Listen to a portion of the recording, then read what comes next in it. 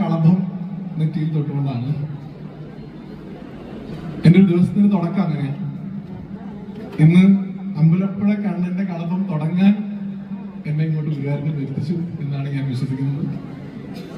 ഭഗവാനെ വന്ന് തൊഴാനുള്ളൊരു ഭാഗ്യം, ഭഗവാന്റെ കളഭം കാണാനുള്ള ഭാഗ്യം, അതിലൊക്കെ ഉപരിയായി ഗുരുവായൂരപ്പനെ, അമ്പലപ്പുഴ കണ്ണനെ ജീവനോളം സ്നേഹിക്കുന്ന നിങ്ങളെ ഓരോരുത്തരെയും കാണാനുള്ള ഭാഗ്യം ഗുരുവായൂരപ്പൻ പ്രഭാഷണം കൊണ്ട് നമ്മൾ അനുഗ്രഹിച്ചു എന്നുള്ളതാണ്.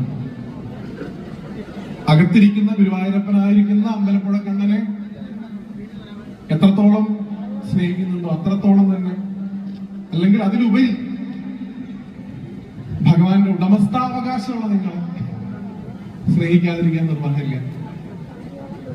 പണ്ട് ഒരു മഹർഷിവരനോട് ഒരു വലിയ മുതലാളി അദ്ദേഹം വന്ന് ചോദിച്ചു, മഹർഷേ, അങ്ങേക്ക് എന്നെ ഈശ്വരനാക്കാൻ സാധിക്കൂ?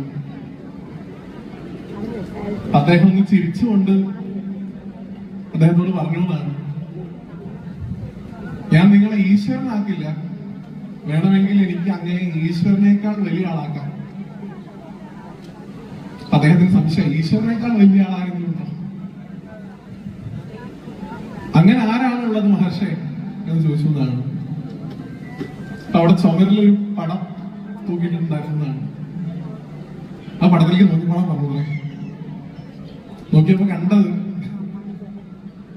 യശോദാമ്മ വടിയും കൊണ്ട് ഭഗവാനെ ഓടിക്കുന്ന ഒരു ചിത്രം അവിടെ ചുമരിൽ തൂക്കിയിട്ടിരുന്നു എന്നാണ്.